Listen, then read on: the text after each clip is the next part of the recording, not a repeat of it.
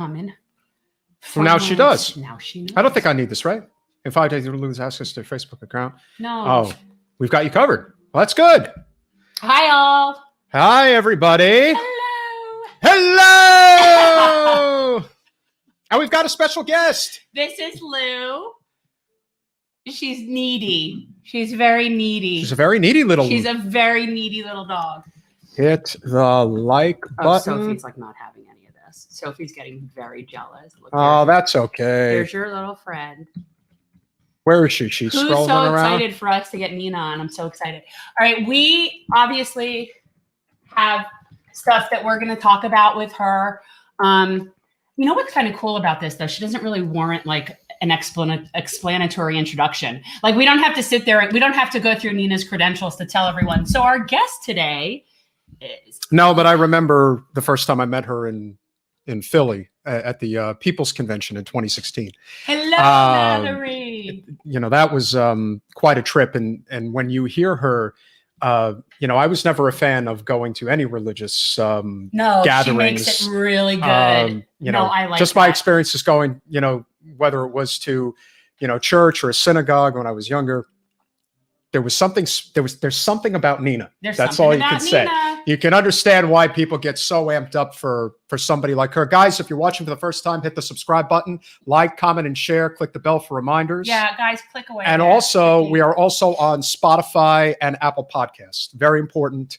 One of the things that's going to help us grow this channel. Obviously, you know, if you want to be a Patreon, fantastic. But what's much more important is that we get the view hours up. Yeah. So if you haven't checked out some of our other podcasts, we've had a lot of great ones so far. Yeah, go back and check out. We've had some Bo really the Fifth good Column, Ryan Knight, Matt Seidel, Shahid Buttar, Mike Figueredo, Kate Willett, Mike Figueredo, David Cross.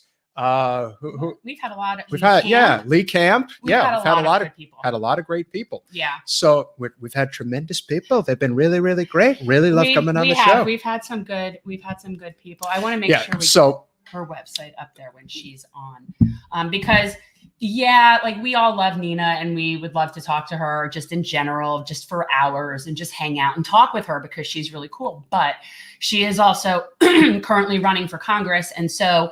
As of, you know, like now she's a candidate. It's just, so that's the priority right now is to talk, like, let her do that. Nina will be here in less than 10 minutes. So listen, people, we get her from 7 to 7:30. She's got a hard 7:30 stop. So correct. We have some stuff that we want to bring up for sure and talk about. We definitely need to talk about how to do anything within the party compared to the idea of the third party. And there's a lot of people. There's a lot of people who are feeling, you know, again, there's like certain levels that you could be knocked down the ladder where people are just like, out of hell with this stuff. I'm not doing it anymore. And you certainly understand why there's this frustration.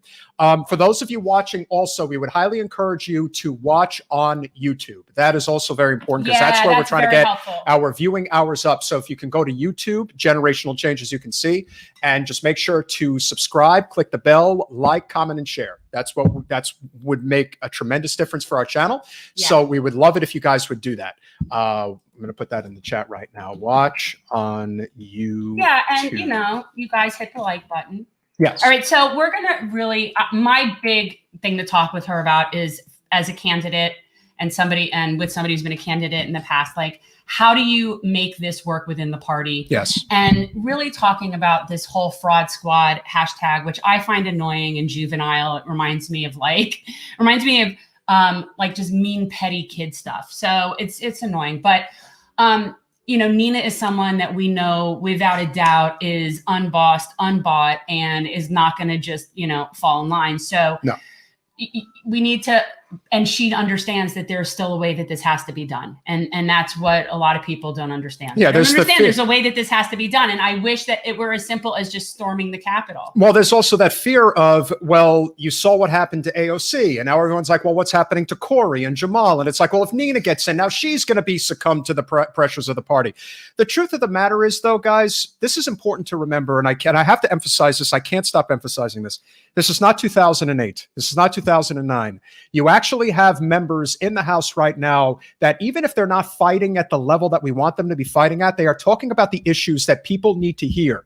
they're not on corporate payroll. Correct. And that does matter because, again, look at the power of Trump and what he did to radicalize people the wrong way. And that was just with his words. Imagine the value of the words of Ilhan and AOC and Rashida and Jamal and Corey and Nina if she gets in. The power of repeating that Medicare for all, Green New Deal, living wage. And I'm really tired of this calling people sellouts just because they don't do exactly what you want, the exact way you want it to be done. Correct. And no, that doesn't mean that I don't think we should be holding our representatives accountable. And I do think we should call them out when they do stuff, but there is a way to do that that is more effective. Yes. And these are not sellouts. Like it's so ridiculous. No. And especially when that's coming from someone like who's 60 or whatever, that has probably only been contributing to this discourse for how long? And yelling at someone who's not even 30, what aren't you not doing enough? You're a sellout. Like, are you kidding me? Kind of no. And again, they're gonna be able to, and I don't necessarily disagree with the sentiments that a lot of people have right now, which is, what are we waiting for? Why are we willing to put up with this? How much more patience can we possibly have? Because people are desperate. Granted, most of the people that showed up at the Capitol yesterday are anarchists or, outright fascists. We totally understand that. But don't think for a second that there aren't a lot of people out there that are not desperate beyond recognition. Remember, a lot of people that support Trump are from rural parts of the country, the small business owners. They've been completely decimated by COVID, by the government regulations that have been placed on them. Why is it okay for, Amazon and Walmart and all these big box corporations that we all know give millions upon millions of dollars to Congress? They're allowed to stay open and small business owners have to shut down. We have no Medicare for all. We have no UBI or survival checks. None of that is happening right now. And as far as I'm concerned, we're in a situation where things are going to get a lot worse before they get better. You're lucky things only were what they were yesterday. They could have been so much worse than what they were. Again, yesterday was really just a sort of a pathetic failed coup attempt, which was really, I found it pitiful. And what's interesting is, so of course I have to watch what Bo, she's not going to stop scratching and nobody's going to help us. So just accept it. I was watching that's not going to make it better. I assure you.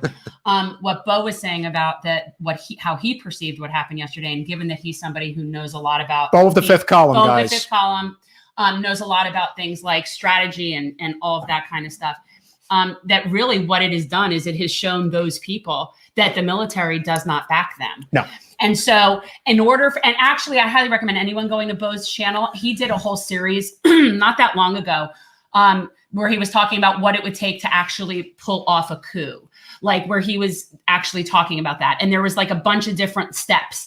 And one of the main things is the military needs to be with you. And, yes. and that is one of the most fundamental parts of being able to actually have a coup. And they don't have that. And we knew that they didn't have that because Trump received a letter from like 11 of his generals saying, we don't support this. So I'm just like, I don't know. I just think that it was just sort of a pitiful, sad attempt and a distraction. No, and again, he's going to do what he's going to do because he's a desperate. He's a desperate man. Trump's and what I think it also shows is that Trump actually fears that he's in a lot of trouble when he gets out of the White House. I do think he fears that. I think he fears that there could be some serious legal issues pending, especially the Southern District of New York. I mean, my understanding is they're hell bent on prosecuting him for the Emoluments Clause violations. And if that is true, then he's in a lot of trouble, and he's got like a line of people waiting to. Which is part of the reason why there is listen, they could censure him. There's a lot of things they could attempt to do right now. They want to get him out of power because they're afraid of what he could do. I never want to go to the length of suggesting that, he's in charge of the nuclear codes, so Lord knows what he would be capable of doing. God forbid things don't go his way over the next 2 weeks. But the truth of the matter is, a lot of the reason why Trump has been able to get away with what he's been able to get away with is because you have a lot of guilty parties on Capitol Hill. He's not the only one. He just happens to be at the head of the class, and he is completely. He's disgusting. He's so he's so brazen with his corruption. He just doesn't care. That's why, and he makes people uncomfortable. They don't like it. They like their corruption to be in the shadows where they can't see it. They like their corruption to be spoken in better English. Yeah. They like their corruption to be much more civil. Did we put this up? Yeah, I think we did of Dominic. Yeah, this is a good point. Yeah, we need as Jen, you like to say, it's not civil discord. It's we are our new hashtag, fomenting discourse. I think that we're all better off fomenting discourse instead of discord. We have enough of that. Yeah, and certainly when we are talking amongst the left, it's really unproductive to eat our own. correct. When you've got people that are supporting your policies, leave them be. At least give them a pass until you know something is particularly sinister just because you don't like their strategy. I mean, it's juvenile. No. Yeah, I agree. And he did. I agree, Melissa. But you know, that's the case for, I think that for basically everybody. I mean, I don't think that, I mean, we could be saying this about Biden.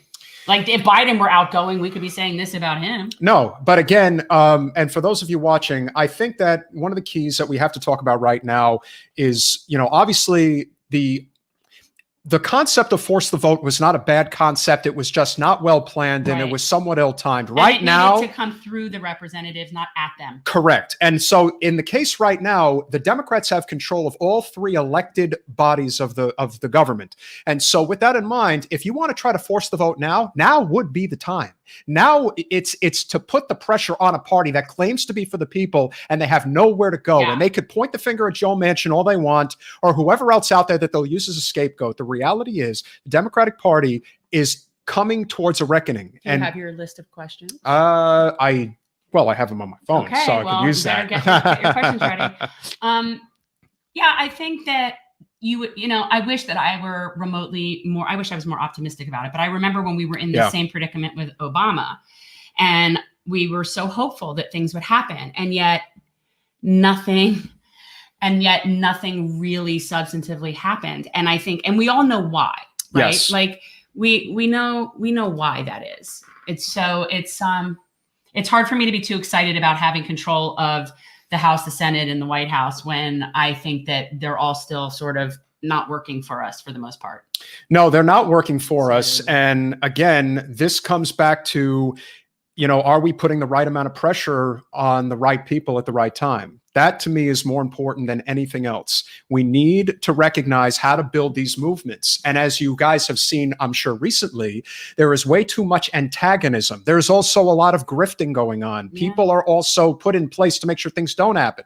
And one of the people who is actually the lead on this force the vote movement, unfortunately, is somebody who doesn't know how to adjust their style to meet people at certain places in order to build that bridge. Oh, it's unfortunate. And that is unfortunate. And this is why we say fomenting discourse. Yes. Yes. And that's what we're trying to do. People have to check their egos at the door. I don't know how many times we have to say that. It's just, you know, we just really have to, cannot emphasize enough. We don't have the time value for of that nonsense. No. We really don't have time for that nonsense. No, we do not. And, you know, we're obviously going to have a lot to talk about with the person who I do believe is the leader of the movement. I know a lot of people believe that it's AOC, and that's fine. But for my money, no, I think that I don't think that. I think that maybe from in the House concept and just sort of being the young, fresh face of what politics could be, maybe like that perspective, but not from having any actual real power within that movement. Yeah. I think that, and also I think there is, this is a matter of, I do believe, experience. And I think that someone like Nina has the experience to really be that leader. She does. And without worrying about stepping on people's toes and what that might do for her, you know, future career. Like I think she just has this infinitely, I feel, more power position. I also think the one thing about Nina that hasn't been talked about enough, and the reason why we do need her as much as anybody, is because I think that there is somebody who kind of needs to take the reins, or at least the pressure off of AOC, because I think that she has been burdened with way too much. You know, there's something to be said for being able to handle the ups and downs of what it takes in order to get this movement to go forward. Nina's been in the game for a long time, and she was Bernie's best asset and closest ally for 5 years. So who better than to walk the halls of Congress and somebody who is going to be unabashedly progressive about what is necessary. I mean, she's taken all the slings and arrows, and she can take criticism. You know, there's a lot of people who unfortunately are not really, you know, up to the task of dealing with the trials and tribulations of being an elected official and understanding that their base is kind of what made them. You know, I don't, like I said, I know that the expectations are high for AOC, for Corey, for Jamal, for Ilhan Omar, for Rashida Tlaib, Marie Newman, Mondir Jones, the list goes on and on. But there are a lot of people that are there now that are not corporate, that are pushing for the issues that we're fighting for. Maybe, like I said, not to the extent that we want them to be necessarily, but this is completely different than where we were 12 years ago. Okay, Nina's here. And if we get this lovely lady who's about to enter the studio into the U.S., if we get her into Congress, which is our goal, this is our primary goal. Where's Dawson? Scroll up, I think. Yeah, Nina is primed for this fight. So, without further ado, a lady that we think very which one? Just hit that. There you go. We are more than happy to welcome into our studio a good friend and a great leader and an even greater person, Nina Turner. Thank you for joining us, my friend. Hi, thank you. It's a pleasure to be with you guys. How are you? How are you? How's candidate life? That's the question. How is candidate life? Is there any way to take your mind off of what's been going on the last 24 hours? That's the question. Yeah. Yeah, that's the harder part is dealing with what happened yesterday.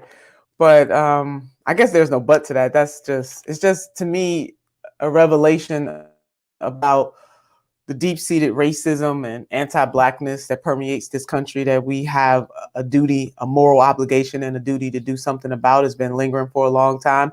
It's just that we have the current president that stokes it. He puts gasoline on a fire that has been burning for generations. And so dealing with President Trump is one thing, dealing with the deep-seated racism and anti-Blackness and the other isms that go along with anti-Blackness and racism, whether it's sexism, ageism, you know, all of that negativity, what has happened to our Native or Indigenous sisters and brothers, all of those things go hand in hand. And we are going to have to reckon with them as a nation, one way or the other, post-President Donald J. Trump. Yeah. Yeah, I mean, I would have definitely loved to have seen more people on that presidential stage with an idea of a Black agenda or reparations. I mean, Marianne Williamson, I think, was the only person that had. I know that was one of the. I know that's why it was like special to be. He endorsed me. It was really cool. And I think that that's something that we absolutely need to be talking about more. And maybe this can be a catalyst for that. Like maybe this can do that. I hope so, Jen. The thing is that, you know, the difference between overt and covert, what we saw yesterday was overt. So people are stunned and clutching pearls. The Black community has been saying this for generations, for a very long time, about this moment. So my biggest concern is that as this fades away, people are going to try to go back to normal. There should never be going back to normal. Normal does not work, whether we're dealing with racism, sexism, the environment, pay, none of it. We cannot go back to normal. It's lack of justice. It's just lack of justice across the board. And it just, obviously we see it more so in our Black community. But it's just lack of justice and complete just elitism and corporatism, and just the people on the bottom get screwed. All the time. Yeah. Do you want to ask about the first thing? No, very, very important, Nina. You know, a lot of times people are, you know, they're quizzical about what actually went on behind closed doors with the vote for Pelosi the other day and whether you're actually getting something out of it.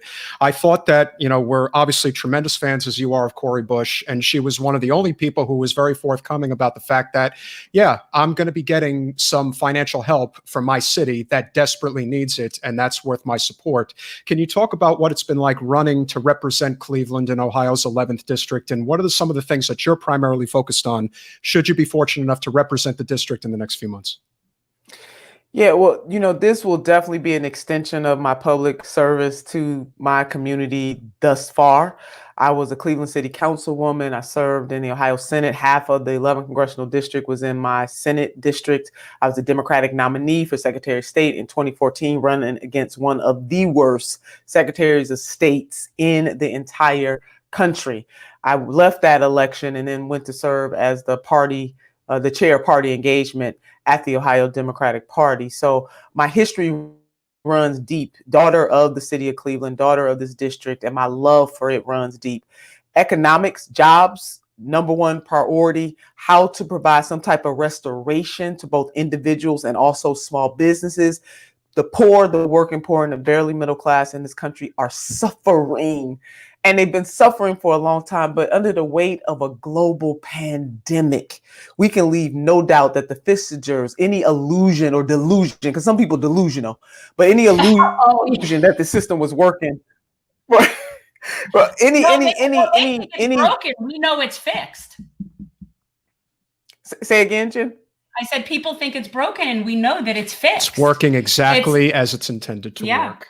Right. Yeah. By design. So and I understand where you guys are coming from, but just as the system was designed to work the way that it does to the disadvantage of the poor, the working poor, and the barely middle class, we on purpose can create a new design. And that is what I am going to Congress to do.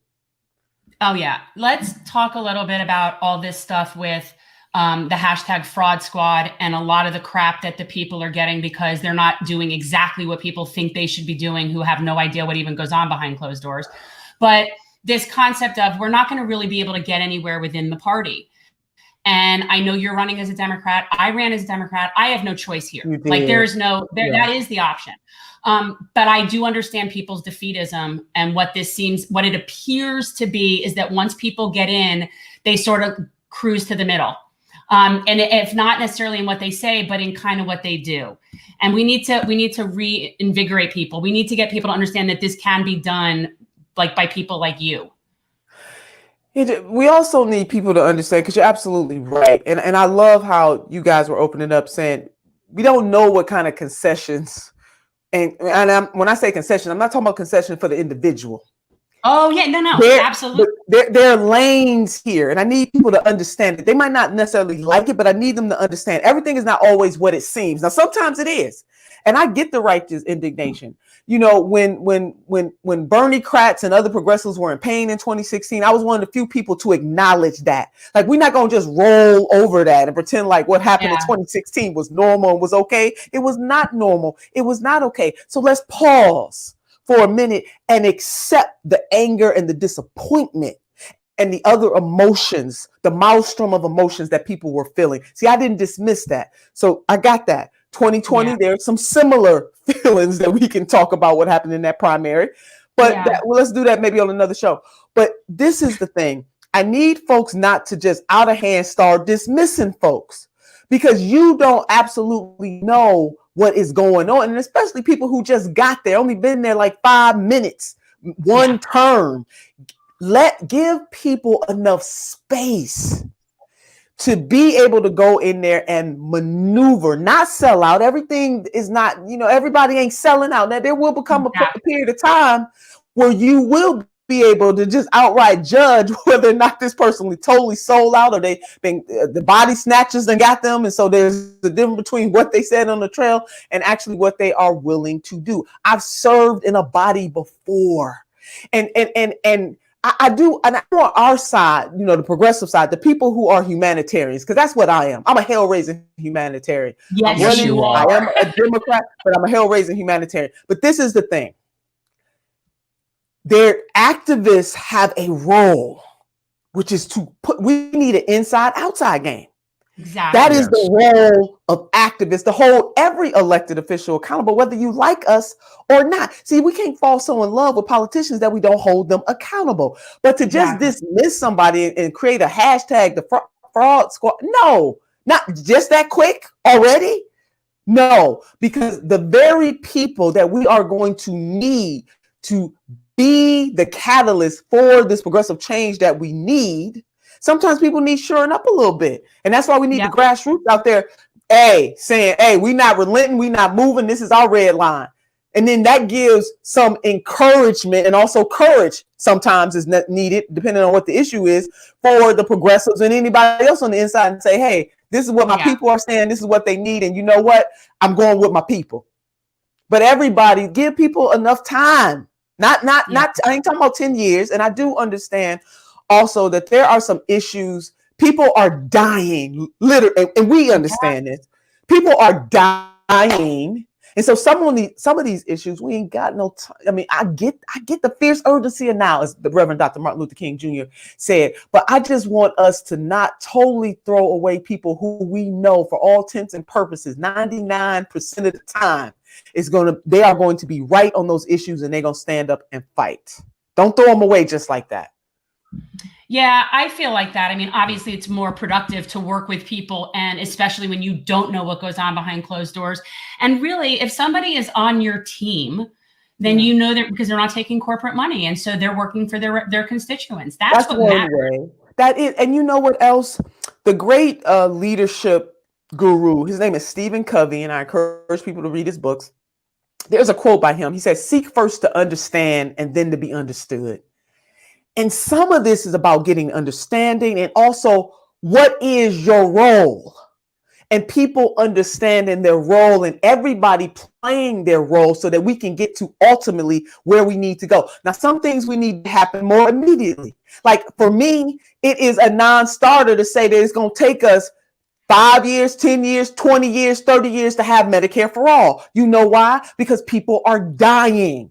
I've met those people both in my district and all across this country. People who have paid into the system. Some people who've never had good health insurance altogether. People who were solidly middle class. They get one illness, cancer, or something of that magnitude, and it takes them out. It is unacceptable that in this hegemon nation, the wealthiest nation on the face of God's green earth, that other of our industrialized sisters and brothers can have some type of universal health care, and we don't, but we're exceptional. We are exceptionally wrong on that. So there's some things: clean water, clean food, clean air. We can't tell people wait 2 years, wait 3 years, wait 5 years until we can get you a guarantee of clean water, clean food, clean air. So there's some things that, no, we don't have time. On climate chaos, we don't have time. There are other things that everything is not what it seems. So seek first to understand and then to be understood. Now, one other point I want to make on this point is that no two people are always going to agree. Are you guys with me? I mean, I'm married and I don't agree with my husband all the time. God knows. But I don't just throw him away just because we didn't agree in that moment. Or my son. You know what I mean? Come on. We got to give each other a little more grace than we have given each other. Come on, let's do this in 2021. Let's give each other just a little more grace than usual. So when is your election? What day is your election? Oh my goodness. So it's a special election. There's technically not a vacancy yet. In my state, the governor gets to set the dates. On the Secretary of State's website, it's looking like it's going to be May the 4th. That may change. So if we're going with that date for now, so that means your sister has five good months. You May babies? You May babies? May the 4th be with you, Nina. May the 4th be with you. Oh, wow. So, well, I mean, May 4th is always a big deal among Star Wars people anyway, but now it's even a bigger deal. So, what do you want to talk? I mean, Nina, obviously, I think the force the vote idea was a good idea, if not ill-timed and not well executed. But what I do think is important right now, and I'm sure you would agree, is the Democratic Party now controls all 3 elected bodies of government, the presidency, the House, and the Senate. And I believe that now is when the pressure really needs to be put on. People are desperate, whether it's emergency UBI or survival checks, or even, dare I say, universal health care. What are your thoughts about what would be the right way to go about putting pressure on now that there isn't this perceived GOP stopgap from us doing anything? They cannot. No more excuses. We've got to be able to forge ahead. And I do believe this call, even though it's not for Pelosi's speaker vote, because the voting is so close, I would like to think that there is a lot of leverage for the progressive squad now to really start to use their power in a positive way where, like we said, there isn't this GOP gap in the way. And I do think that Biden has a degree of a mandate considering everything that's been going on. Oh my God, I totally agree with that. I see Elizabeth Baker right there saying, ladies from my home state, I got to give my home state, Elizabeth Baker, give her a shout out. Yes, I am and the reason why I am smiling about this, because I see this as opportunity. This is an opportunity for the Democratic Party to show whose side, baby, they really on. This is it. We can do this thing. We can deliver some relief for the poor, the working poor, and the barely middle class, the 140 million people in this nation who are either low income or 1 or 2, 3, 4, 5 paychecks away from being totally decimated in this economy. Come on, then. This is the opportunity. And you're right. No more excuses, baby. We got it. So hopefully we'll have it for 4 years. If we only got it for 2, let's do all that we can to lift the masses of suffering people in this country in that 2-year timetable. Baby, we need to push policy like our lives depend on it, because somebody's life does depend on having health care. Somebody's life does depend on driving down the wages of pharmaceuticals, of prescription drugs. Somebody's life does depend on whether or not, hell, a whole bunch of people's lives depend on putting forth a Green New Deal, not just in this country, but leveraging our positioning in the world to bring world leaders to bear, because we can't deal with climate chaos just as the United States of America, baby. That is a family affair, but we can put people back to work and transform this nation and this world at the same time. So, oh yeah, Democrats, we need to get at it like our lives depended on it. And what I say to the grassroots is hold every single one of us accountable. The people giveth, and baby, the people can take away. Hello, somebody on that. See, I think that's exactly what you were saying before about you have to be doing it inside and outside simultaneously. So at the point when all those people are on the inside is when the people on the outside need to be pushing as well. Like it needs to be happening at the same time. And you can still like us and you can still love us. I know everybody doesn't love me, but I know I got a lot of people who do love me and respect me for what I bring to the table. But there may be some moments on some issue or something that happened and you say, oh my God, Turner didn't react the way I wanted her to do, or she didn't do it the way I wanted. Does that mean you throw me away? No. Because I and others like me are the biggest allies and resources that you have. Now, you ask the question about how the progressives can leverage the progressives, the squad, the Black Caucus. I mean, this is my vision. I want y'all to follow me. That we, the Black Caucus and the Progressive Caucus, baby, teaming up. Woo, woo, baby, move mountains on behalf of the people. There are opportunities. Not happy with the Black Caucus endorsing Elliot Engel over Jamal Bowman this past election. Like that was not you know what? No, that wasn't cool. But guess what? 2021, brother Bowman, he in there. We got an opportunity to do some things together. Don't we? I mean, we're gonna take every opportunity where we can to do something together. And the reason why I named those two, because you got the progressives. Progressives are really standing up for humanity. Period. We need to own that. That doesn't make us perfect. But how in the hell are you going to argue against, even though some people do, against canceling student debt, against criminal justice reform, against a Green New Deal, against Medicare for all? Now, you can go on that lane if you want to and talk all that smack or yin yang, the technical term, but you're wrong. So even if the neoliberals and Republicans, whoever, don't agree with us, the issues that we are standing in the ready position for are the issues that move people from survival to thriving. So I'm going to put that right there. Now, we need folks to have a transformation. Maybe they didn't see things that way in 2020. Maybe they didn't see things our way in 2019. But you can't tell me in the face of a global pandemic, if folks don't see what's happening to people and how people are losing either their lives or their livelihood, then something is wrong with them. And somebody got to be there to tell the truth, the whole truth, and nothing but the truth. And can I say this? I will work with anybody. If the 11th Congressional District blesses me to serve them, I want them to know this. Yeah, my hair is on fire against injustice all the time. And I don't mince words with it. So sometimes my tone might not be the way people like. I think it was the First Lady Eleanor Roosevelt who wrote Well-Behaved Women. I think that was her quote. Somebody check me on that. And somebody check me on that. Well-behaved women, rarely.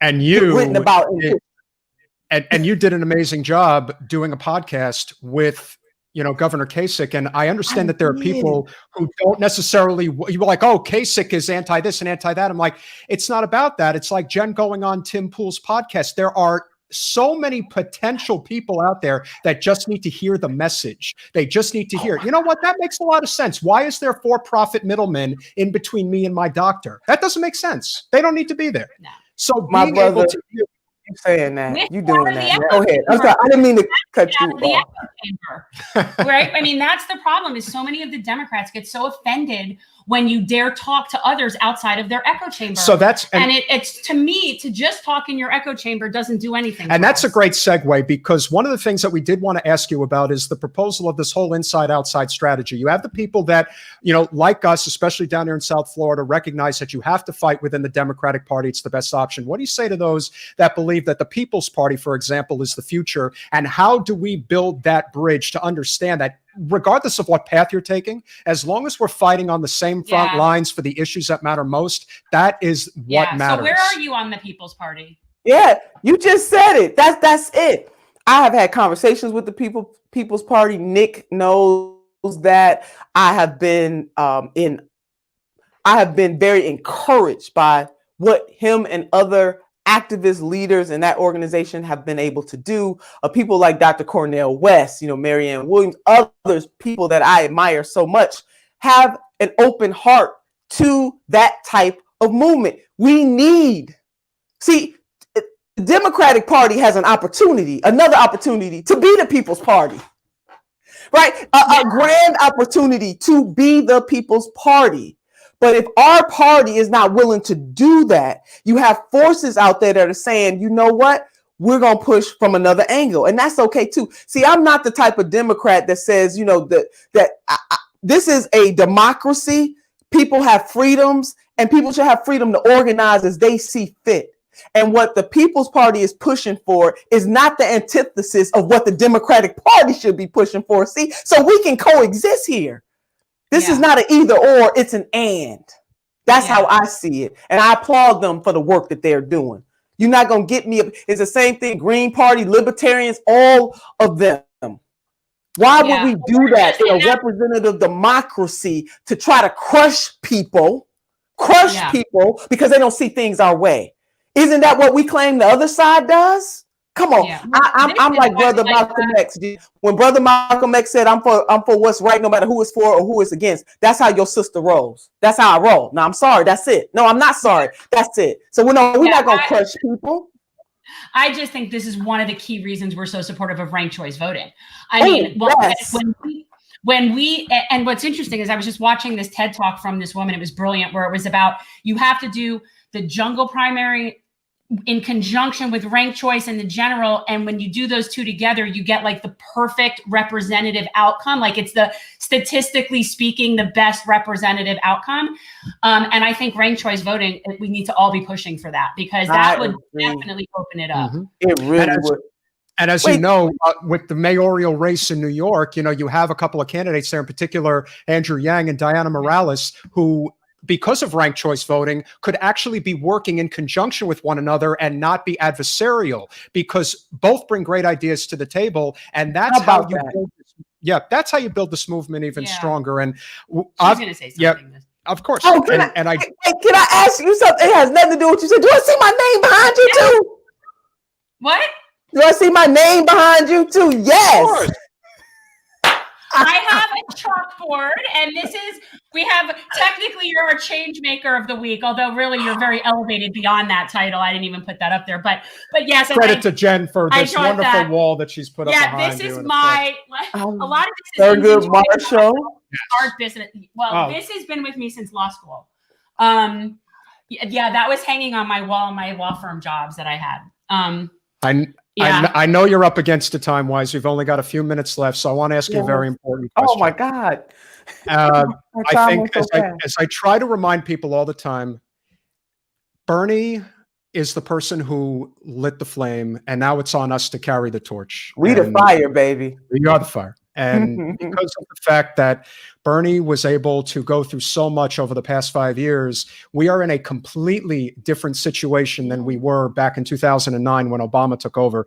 You now have a growing movement on many populist fronts, including elected representatives who are now willing to fight for the issues that really matter. Medicare for all is now in the regular vernacular that we talk about every day, but somebody has to be the heir apparent to Bernie's movement. I know a lot of people have different ideas about who that is. No pressure. pressure, but we think it's you. But what we do believe it is you.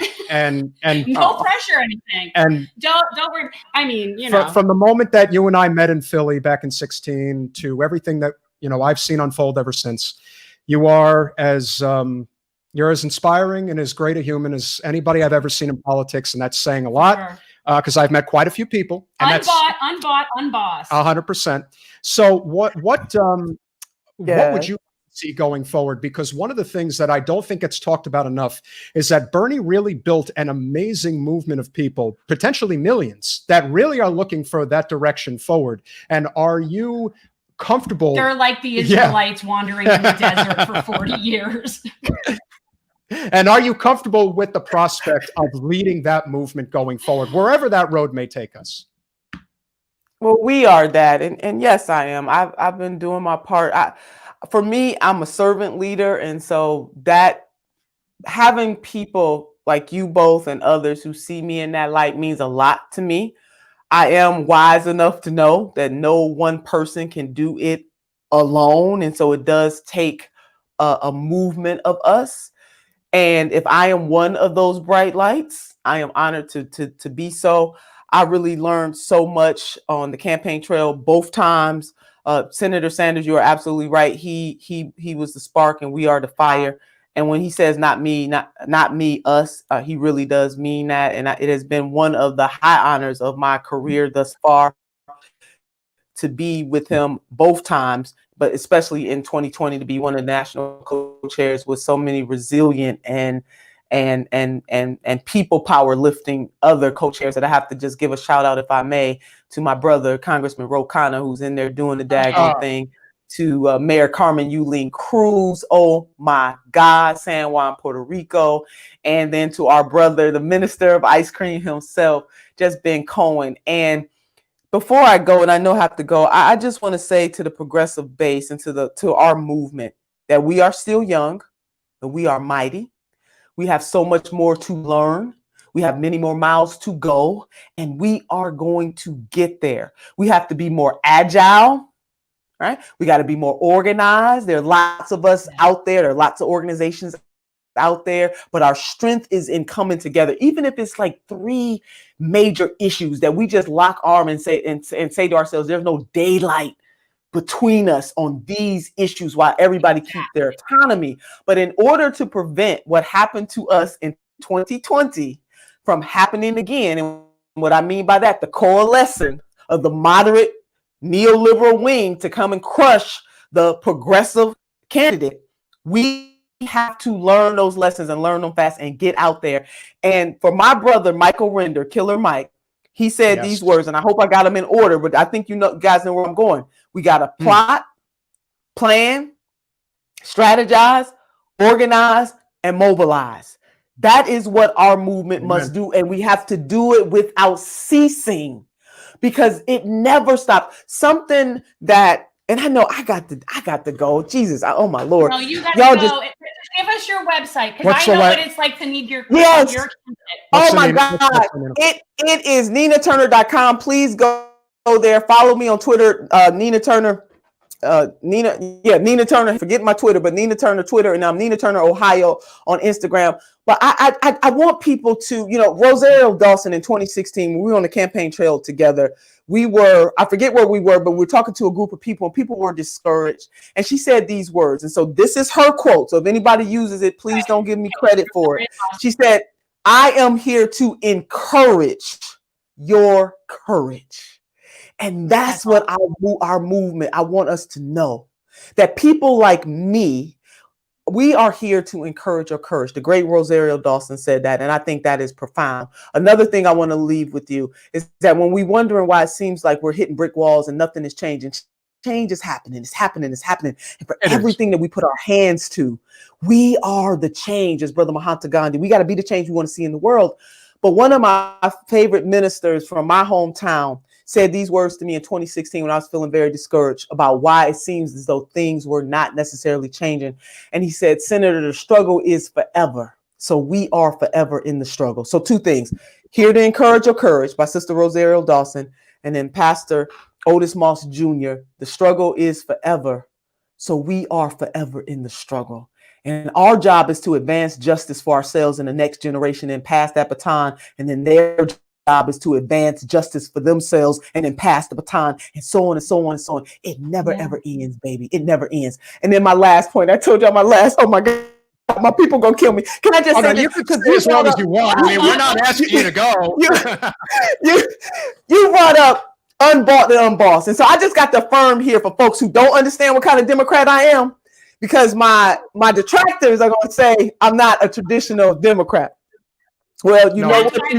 You're right. Right? You're right. I'm not. You're a Shirley Chisholm Democrat. There you go. You got me, baby. I am an unbossed, unbought Democrat. I am a Fannie Lou Hamer calling out the status quo in the 1960s of the Democratic Party, so much so that her and her white colleagues, poor folks, got together to create the Freedom Party. I'm that kind of Democrat. I am a FDR, I welcome your hatred because I'm going to stand up and use the people's power on their behalf kind of Democrat.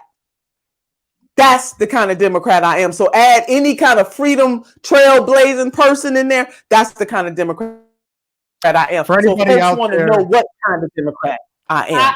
Yeah, I think we know who you are. Everybody, so check out Nina's website. For sure, donate, get on, do phone banking, whatever you guys can do. And Hello Somebody is her podcast. And I know that because I am a subscriber to Hello Somebody podcast. You two got to do a podcast. I'd love to come on your podcast, obviously. We should do that. Yeah, let's do it. It's a date. I will definitely, let me write that down. Where's my Hello Somebody? I got it right here. We will, as the obviously, as we hope the vaccinations continue and it becomes safer to go out, we will do everything in our capacity. We had a lot of campaign volunteers from Jen's campaign that actually went up to Iowa for Bernie. We will absolutely send people to Cleveland to lend you a hand as well. And of course, we'll host phone banks, anything that we could do to get you in there. You know, like I said, for anybody who's feeling discouraged right now, just listen to Nina Turner and everything will be okay. Oh, I love you both so much. Dawson, I love you. I got Dawson saying Dawson loves me. Dawson. I can't keep up with them. You quite see. You quite Jennifer, love you too. Yeah, we got lots of work to do, but we are equipped to do that great work. So I love you both. Thank you so much for having me on the show. This was so much fun. Oh my God. Oh, Deep Space Hippie, donating monthly from Florida. Thank you, Deep Space Hippie. Love y'all. Whatever you're doing. Thanks, Nina. We love you, my friend. Great to see you. Bye. Bye. Well, that couldn't have went any better. I love her. This is me. And when we look back, when you're watching, anybody who was watching this or you look back and watch this video, this is me the whole time. The grinning. This is me the whole time. Like it's Nina Turner. Yeah. Oh, it never gets old to me. No, it doesn't get old. And again, never gets old. You know, we learned so much, and I'm just so glad. It really, I mean, for a half an hour interview, all right, 35 minutes, it really flowed as well as we could have hoped because we actually got to ask every question that we wanted to ask. Yeah, we did. We hit on all the things we needed to. And the truth is that I was not remotely surprised in how she answered anything. No, like it's clear that she really she really has she has such a command. And it's not that, you know, again, there is a command that a lot of these individuals have that have come up. Ro Khanna is an amazing person when it comes to really he's so aesthetically pleasing. He knows exactly how to make you feel like you could connect to a representative. He is very well kept. Cori Bush is the fire that we really do need in politics. Jamal Bowman is the type of leader that New York City really needs. I thought it was funny because that you brought up Ro Khanna, and I'm sitting here thinking, we're going to use this as a jumping point to get him to come on our show. Well, we sure hope so because Ro and Nina were both Bernie's campaign co-chairs. Say hi, Ro. We had Nina on our show. Yeah. Could you come on too? This is how it works. This is how we kind of plunder guests. Yes, and so I can't say enough. That's how I feel too. Like, I can't say enough about how you really have to trust the process because the one thing I didn't really get to mention to Nina, which I think is important, we mention it now. think about how far we actually have come in the last 2 years, from when Alex was able to unseat Joe Crowley to how many people are now in the process of, no one even thought of primarying corporate Democrats. And now it's considered the norm. It's like, you know. But, yes, Mom. That's so my mom. Do you really like Nina? Yeah. I can just picture her saying, this is how my mom would say it on the phone. She'd be like, but do you like her? Yeah. After I've like gone on and on about somebody. No, there's, and again, we really have to believe in the process. It's, they say, trust the process. It's very dark and dim right now. We know that, but things are going to get better, and building those bridges is essentially possible with people like Nina Turner. And I do believe she is the leader. This is nothing against AOC. No. No, this isn't an either or thing, by the way. But there is somebody who just, their presence, their energy just rises to the top. There's nobody like her. She is so special. Nina praise. Okay, but this is funny. So Lisa Taylor says Nina's our queen. So, and only a few people on here, probably only some of the women will understand what I'm talking about. Yeah. There is this ridiculous like little video meme that goes around where the person picks up the phone, but it's a cat. And they say, oh, the queen is coming. And then the next person picks up the cat and goes, and apparently it's based on the Princess Diaries, which I never saw that movie. But anyway, there's thing. And I really, if I had any video skills whatsoever, this morning we would have put out a video where it was the cat, the queen is coming, the queen is coming. And then it would have Nina coming on the show. So if you haven't seen The Queen is Coming with the cats, put it in YouTube and look at, and try to find this thing. It's really funny. And that's what I kept having in my head. Great line by Mallory. That's a very good line. I like that. That's funny. It definitely makes a lot of sense in a lot of ways. But, you know, it's hard, like I said, not to get excited, because Nina, as I've always said, was somebody who is going to go further than Bernie ever did in the sense of how far she's willing to push the establishment. There is that line that Bernie in many cases was not willing to cross. And first of all, let's keep perspective. Bernie is an old white man and has been in the machine for a very long time, represents a fairly conservative state as far as it would, you know, and is an independent and has been so for a reason. So they're coming from two different places. I mean, it's apples and oranges. And Nina, but Nina is, like I said, she is the one of the people. She is not the one of the wine moms in the suburbs. That's who, with all due respect, that's who Kamala Harris is. Oh, please. And so there is a significant difference when we're dealing with people that are really in it for the right reasons. There is no one who was more loyal or worked harder for Bernie than this lady. She moved heaven and earth, and the things that she had to endure. I mean, I can say the story now. There was no point in bringing it up, but I was in Philly at the People's Convention in 2016 when Nina wrapped her arms around Jill Stein. I was there within a few feet, and I said to my friend who I was there with, oh, this is going to play at the convention. You watch. And sure enough, it played even worse than I thought, because they kicked her out. Yeah. They wouldn't even let her in. So to say that Nina is willing to go where a lot of others are not willing to go is an understatement. She is the leader. And like I said, patience, but we have to get her into Congress. And I believe we will, because people are going to work their tails off to get her there. And so moving on to news and news. Well, okay, so we're a little out of order. As you guys know, we usually start with our stuff and then have a guest, but we had to accommodate the Queen. Had to accommodate Queen Nina. And so we're a little early, which is all good. But we're going to do, I mean, obviously we have to talk about yesterday, but it's almost. I think, the best, I would welcome anybody's feedback on what happened yesterday. But I do think that on the one hand, there's no question that it was a Trump insurrection. There's no question that there are people who simply have bought into Trump's BS about the election rigging for his end. The only election that was stolen in this country was 2 primaries from Bernie Sanders. And anyone who tells you otherwise is not paying attention. Trump is just one big man-baby temper tantrum rolled into a big baby diaper. And he is not going to go quietly, which is why I understand the prospect of trying to get him out now, because you never know what he's capable of in these last 2 weeks. I do believe he is fearful of what could happen to him after he's out of office. Is the Southern District of New York going to come after him with some type of legal charges? I mean, who knows? You never know what's going to happen. But I do think that there's also a component yesterday that isn't being talked about enough, and that is the sheer desperation that tens of millions of people feel in this country right now. There are a lot of people secretly who were cheering what was going on yesterday because they are sick of their government and the way that they have been treating them. They are corporate captured to the hilt. People do not care about what goes on. Probably a lot of people were cheering about the destruction of Pelosi and McConnell's offices.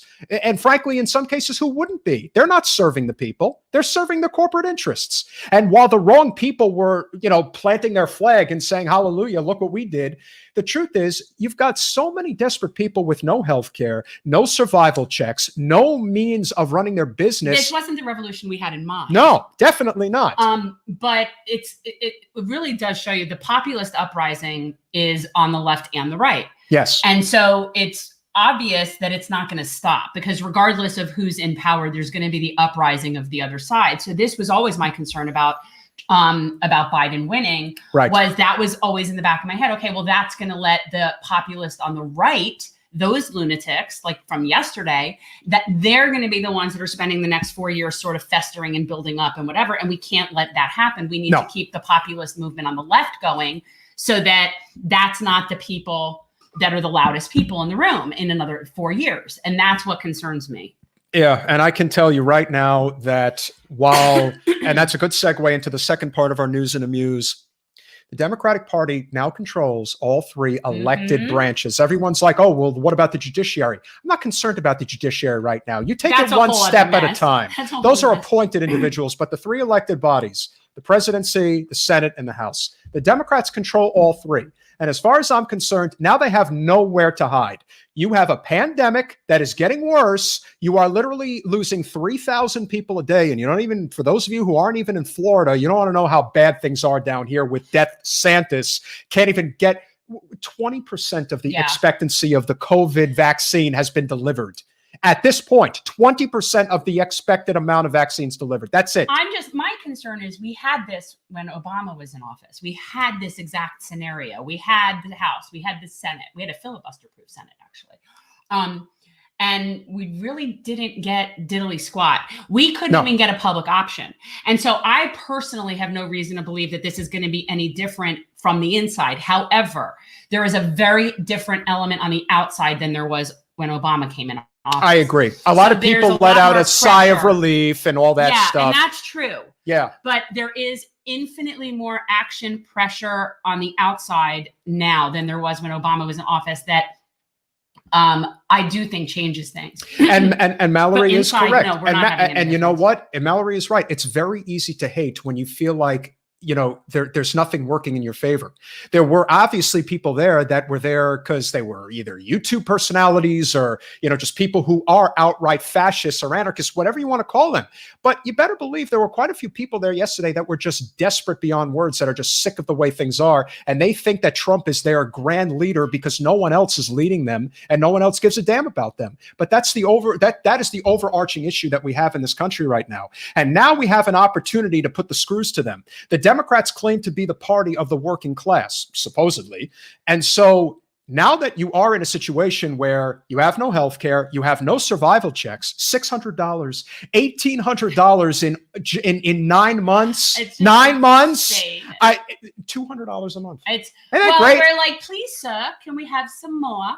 Yeah. Ridiculousness. Would you, or as Kyle Kulinski says, may you give me may I have a schmecken or whatever it is that he was saying? It's pathetic is what it is. All right. But since we're there, can we do our bootlicker, since it's somewhat related to yesterday's events? Yeah. And so the person that supposedly, by the way, this was my pick. I'd like to say, I don't normally pick that. I don't normally get a say so about these things, but I don't get a say so. It's sad. Some of them, Mallory, some of them. There's no question that was true. There were definitely a handful, but there are a lot of desperation. There's a lot of desperation in a lot of people as well. And so our bootlicker of the week is Josh Hawley. And so why is he our bootlicker of the week? Because here's a guy that actually was pretending to give a damn about working people by pushing for the $2,000 or was it $1,200 stimulus checks.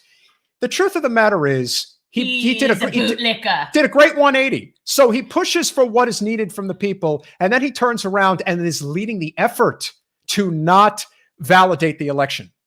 That's unbelievable. Like he literally gave away whatever grace or capital he had, and he threw it away. Literally threw it away to be a bootlicker for Trump.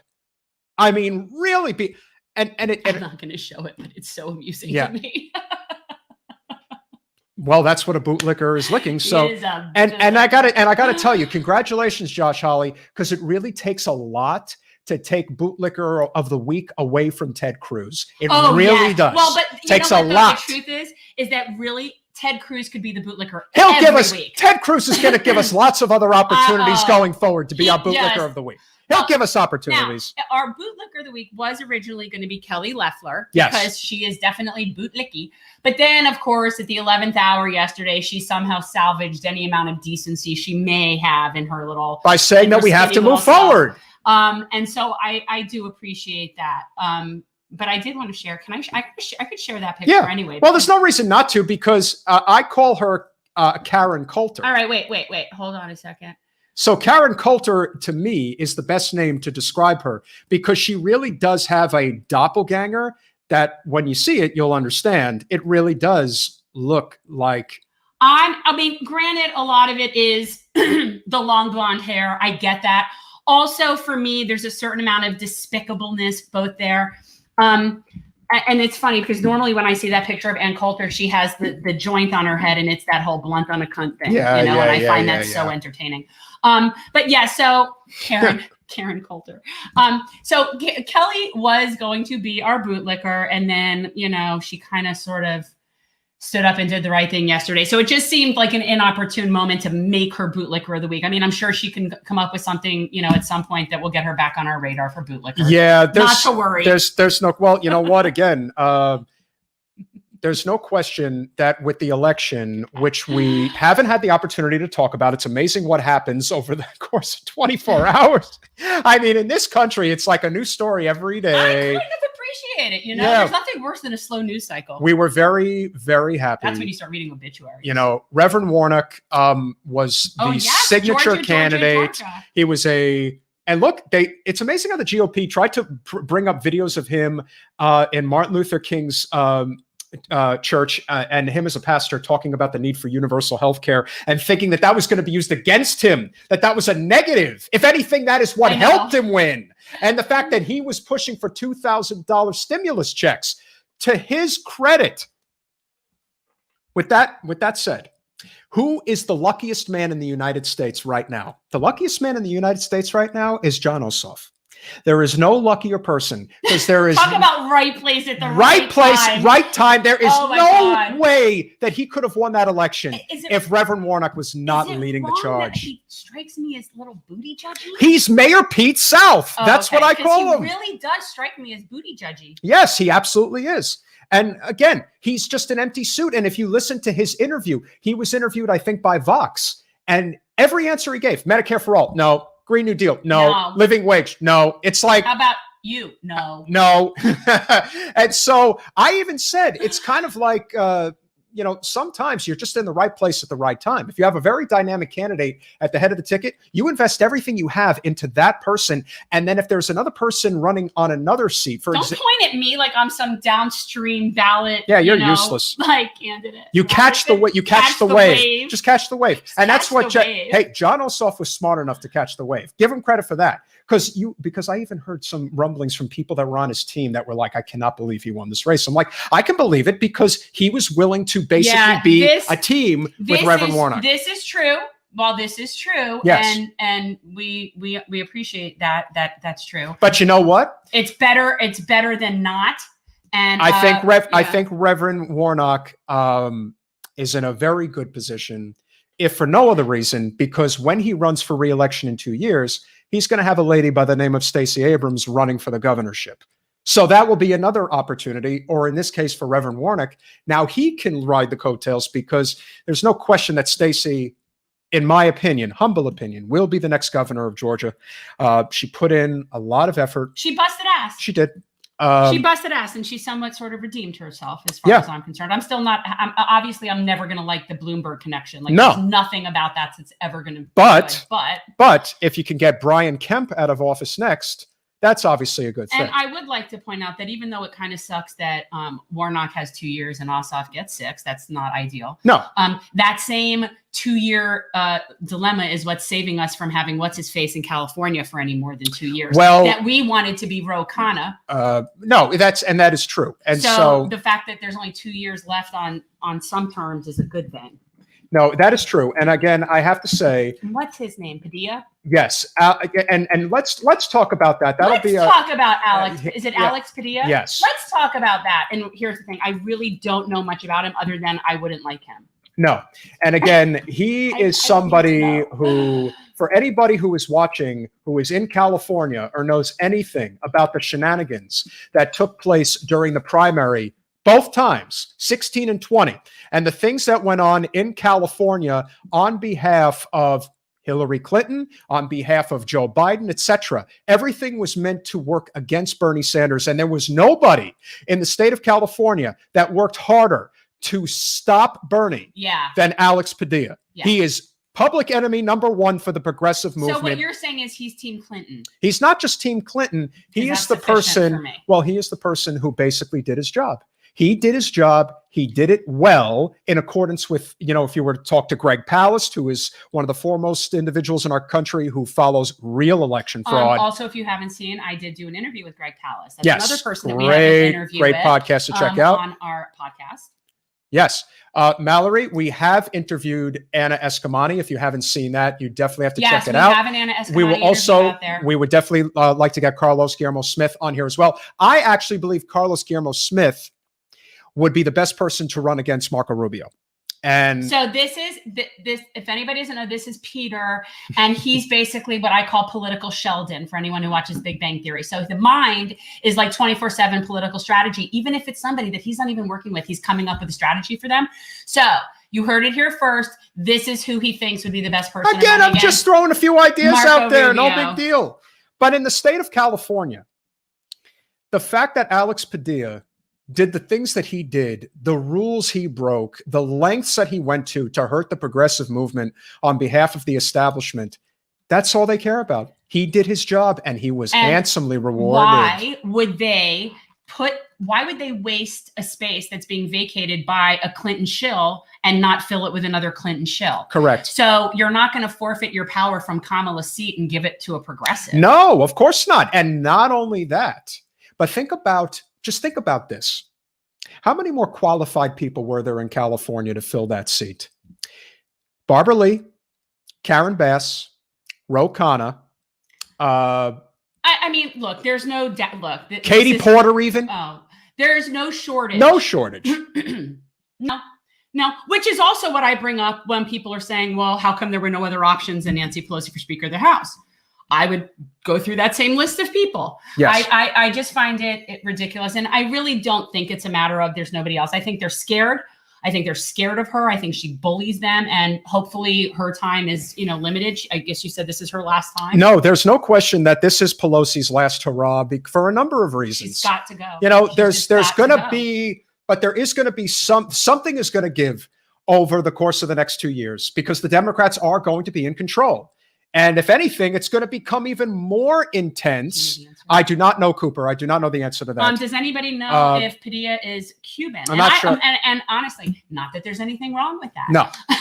But I just a question. I don't know. But remember, the importance of getting Nina Turner into Congress. We cannot emphasize enough how important that is, because having someone like her in there with a Democratic majority in all 3 elected branches, the type of pressure she could put on behalf of the people would be glorious. Yeah. There's no question. It would be absolutely glorious. Anybody who, obviously, if you're watching this, you follow us, or at least me some of the time. So if you are a supporter of mine, and you like the idea of somebody like me running again, then you have to support people like Nina Turner, because for someone like me to ever think about running again, the idea of having her, a sitting member of Congress who is somebody who would come out for us and really has 0 fucks to give about pissing off Debbie Wasserman Schultz, that is the kind of people we need in our positions. If Nina Turner were to support Jen, then the likelihood that somebody like Ro Khanna would then join in and say, yeah, I support Jen as well. Yeah. That's the snowball effect that ultimately ends up happening. We very much need somebody like Nina in there. And for a myriad of, this has not just about our campaign, I mean, for just general. And again, well-being. we don't want to put down anybody else. We know who the players are in the game. But there are other people who are very concerned about their career right now. That is not what Nina is concerned about. She is, you know. And I want to be very clear not to judge people like that. And look, if Alex is about moving up, that's not bad. We do need that. Yes. We need people like her to get institutional integrity and memory. And you need people to get through to the suburbanites. You do need that. And if she's got that appeal, listen. Look, everybody has sort of their lane and their best role and how they can contribute to the movement. And somebody like Alex that has the potential for longevity in elected office is somebody that we need to keep in that position. It's sort of like if you have a football team, everybody has a different position. Not role to play. Is in the same position. And more than anything else, Nina has to get in there because she's got to take pressure off AOC. AOC is having a very hard time dealing with this right now. And it really shouldn't be something that she should be having to deal with. Quite frankly, that's true. To her constituents. And let me tell you something. Unlike AOC, who is a very sweet young lady, Nina Turner would never put up with the nonsense that has been lobbed at AOC over the past couple of weeks. She would put her foot down and it would not be pretty. Can you imagine Jimmy Dore opening a mouth like that, looking at the camera to Nina? Well, that would end it for him. Oh, that would end it for him. God, he wouldn't. He wouldn't do that. And that is very telling. That is telling because he wouldn't. And if you want to, and I will say this, and it's nothing against Jimmy. It's anybody who's out there. No one is going to talk down to Nina Turner. That is not going to happen. A lot of the other people that are out there right now who are calling them sellouts and this and that, no one is going to call Nina a sellout. That's the one person who basically Nina is, you know how they say like Bernie's a made man? Well, Nina's a made woman. She's made.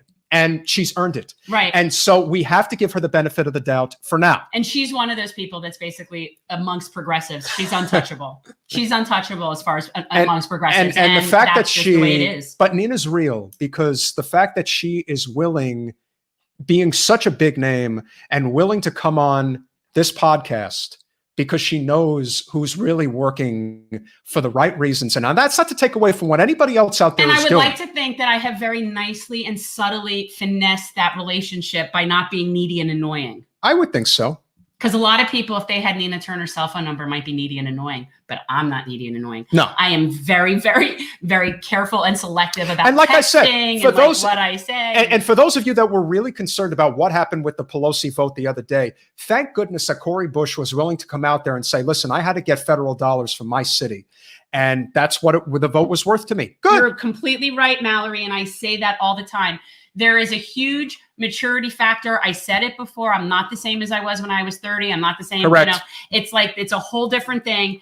And it's just, Alex is very young and has a lot to learn, and as did everybody at that age. So I just think that that's pretty typical. If you haven't gone to ninaturner.com, please make sure that you go there and at least sign up for phone banking. If you can contribute, that's great as well. And then, of course, we're going to try, as safely as possible.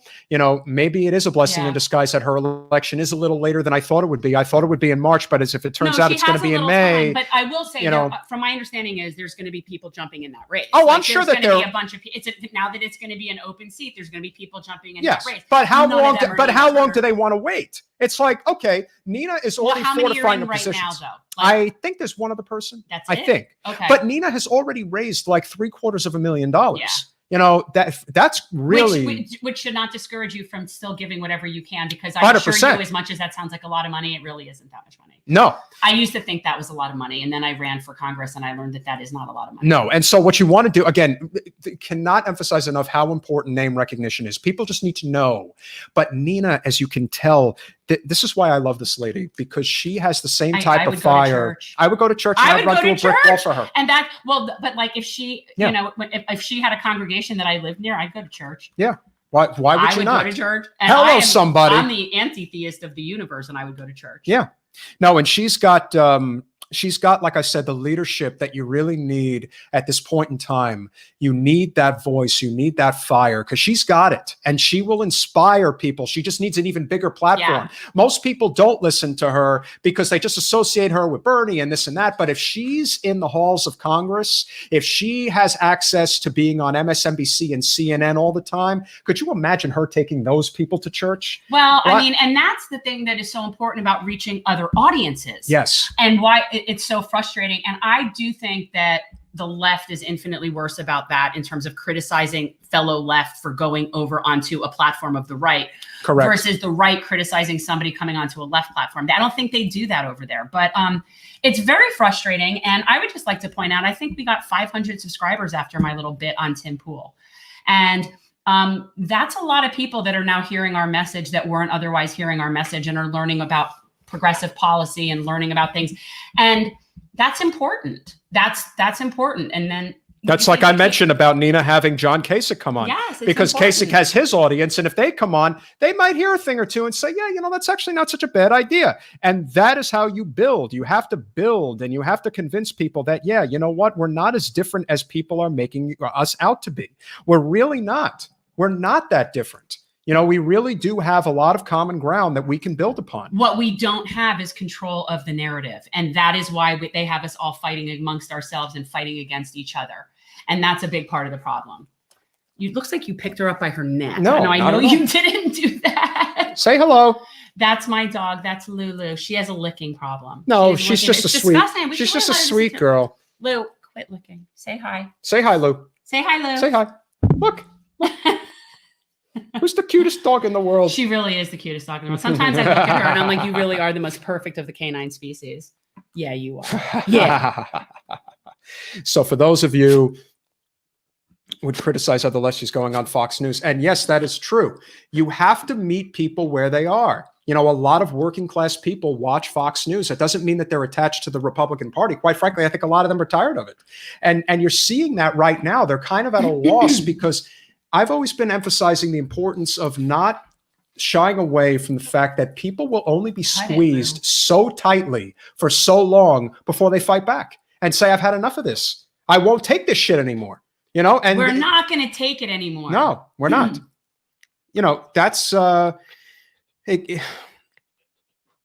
don't try to find reasons not to burn bridges or to build bridges. People are so quick to burn them and say, I don't want to get along with these guys. Because they're angry, but the problem is that they're placing their anger in the wrong direction. Correct, they are. That's the problem. You know, you need to be angry at the people that have been in charge for the past 40 years, not the people that have been there for 2 years. I think that's a big difference. Somebody who voted for Trump is not necessarily your enemy. Steve Mnuchin is your enemy. Yeah, Steve Mnuchin is everybody. You know, unless you're rich. That's rich. This is the mistake that people fall into. And look, there are a lot of people on social media and, you know, different channels who are doing this for a career. I don't know how you decipher one from the other necessarily in some cases. I think you can. I think you just have to really use some deep analysis. Can we talk about Julian Assange since that wasn't on our Yes, and since this is one of the last things before we go off the air is the importance of talking about Julian Assange. It was great that the UK judge did not grant extradition to the United States. And yet they will not grant him bail. And see, this is the thing. So I just want to be very clear that this is not over by a long stretch, because the thing about that, this judge, the barrister, happened to rule in the correct direction. But when you read the case, when you read the ruling and you understand why, it isn't for the correct reasons that's going to be safe in terms of keeping Julian out of the mess that he's in, and certainly not saving our First Amendment. So the reason that they decided she decided not to extradite Julian is based on the condition of the prison in which he would be kept, and his suicidal state would not coexist. Well, I would agree that is true. But she didn't not extradite him based on merits of the case. In fact, she agreed with all of the points that were presented by the United States representative there. So of course the U.S. is appealing this, and then bail was denied. And so Julian is still like languishing away. And it's absurd.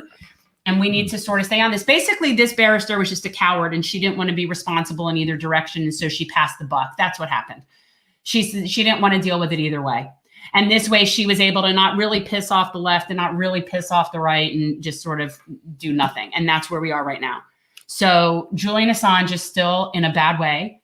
And we need to just be on top. We need to be aware that that is still and look, Facebook has officially banned Trump until he's out of office. I love it.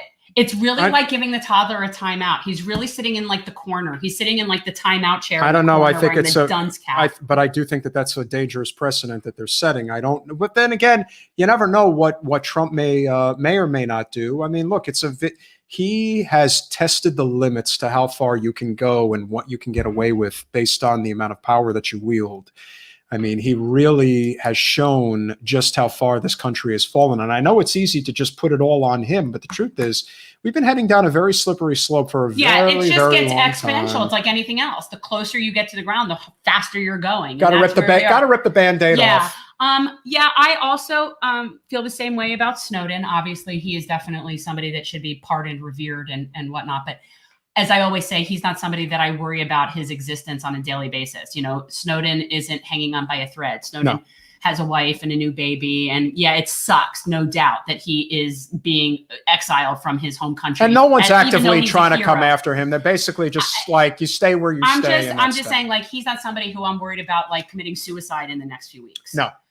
But again, freedom of the press it really is hanging on by a thread. It really is. People don't understand how fragile that is. Yeah, and if you guys think that the press conferences of Trump was bad, you wait until Biden is doing press conferences. I mean, you want to talk about the only people that would be allowed to ask questions of Biden are people that will not challenge him in any capacity. Everything will be softballed. Everything is going to be controlled and coordinated. And the same will be true for Kamala. Yeah. This is going to get very ugly very quickly because people are tired of the stenography for these rich aristocrats and power players. I mean, you know, when you're talking about here, I don't like censorship, but he's very dangerous. I'm not sure if you're talking about Julian Assange. Trump. Oh, Trump. Okay, yeah, he is dangerous. And yeah, I'm not for This is one of those things where I disagree with it in theory, but I'm not losing any sleep over it. Yeah. I don't agree with censorship, and yet I find it amusing that it's happening. I know it's you know what? I'm really having sort of like this cognitive dissonance in myself because I don't agree with censorship, but yet it's kind of funny. And I don't know. That's fine. And I think we all have different paths forward in terms of what is the best way to execute the ultimate goals, which of course is the primary policies, Medicare for all, the Green New Deal, however modified it has to become. Then of course you have a living wage, you have ending the foreign wars, you have universal basic income, you have the survival checks we're dealing with right now. You have the fact that we desperately, and I know that there was somebody who commented on one of the videos today about UBI and the merits of whether or not monetary theory actually makes sense. The truth is MMT makes perfect sense, at least for the next decade or two, because of the fact that we are so far behind the rest of the developed world when it comes to infrastructure. The amount of investment that we must make in things like our bridges, our roads, high-speed rail. How about just, sewer systems? Sewer systems. The things Flint, that are Michigan. unsexy and people don't really want to think is an important thing. I got to tell you, when poo's coming up your pipes, you're caring about your sewer system infrastructure. We have a problem with that in Fort Lauderdale. There's a huge problem with the septic or whatever their system is over there in the east. It's not in our district, mind you, but it's a problem. Yes, it's true. And again, when it comes to, you want to say political factions or ideologies, I don't particularly like the idea of being ideological. I think that it's much more important to either be corporate versus non-corporate, because that's what's most important. And then we could debate the issues on their merits individually. Yeah. But I will say this, progressives and libertarians have a lot of common ground on a lot of substantially important issues, whether it is foreign wars, whether it is civil liberties. Talking to you. Oh, are you? Excuse me, Kino. No, I don't know. Okay, first of all, Kino, I appreciate it. Thank you. It's so nice for somebody to have my back. I live in a world of this. I'm done. No. Okay, but in all fairness, Kino, I talk over him too sometimes. So it's kind of just the nature of this kind of partnership. But we're not actually we're not facing each other when we're talking. We're kind of, if I was sitting over me all the time. He talks over me all the time. He talks over me when we're just talking to each other. He talks over me. If I was on this, eventually I would like to do that.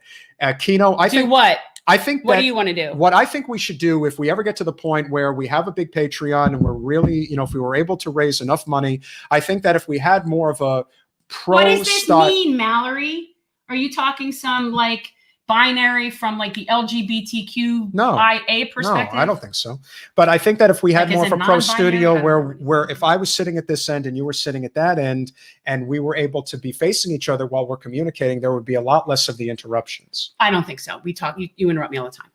Even when nobody's looking. But more than that, we talked about that, and we could have that format. Like how first of all, we don't have the space to do it like how Tim Pool has it or Joe Rogan has it, where they have like a whole big Well, that's different. That's no. And so the problem is that in order for us to even be across from each other, the camera would have to be so far back from the it doesn't work. And I like that we are both able to sort of look at the camera, and also there are many times when I'm sitting here alone doing an interview or something and it's just me. So it is what it is. If you bring in some money, get a better setup. That's what I have to say to you.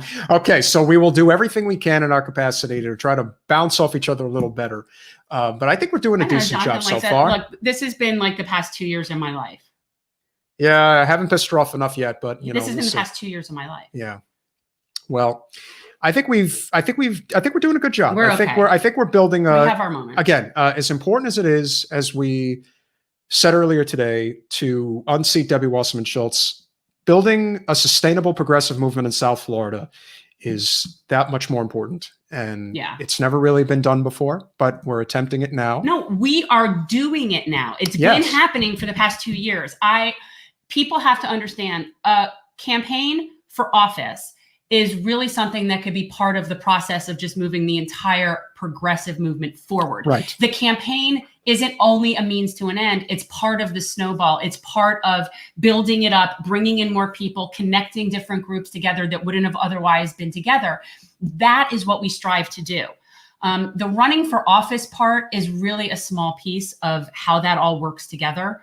And people really need to understand that. And if you are somebody that does like the idea of us doing this again and me running again, then we need people to be working on this, basically moving forward all the time. If you're interested, support. If you live local, support GenCore, sign up, come volunteer with us. That was one thing we didn't get to mention to Nita. I wish we did. This isn't, no, not about us. It's about her. She's a candidate. It's about her. That's true.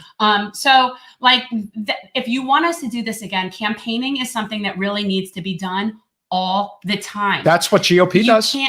You can't just come out during campaign season and be like, oh yes, this is what no.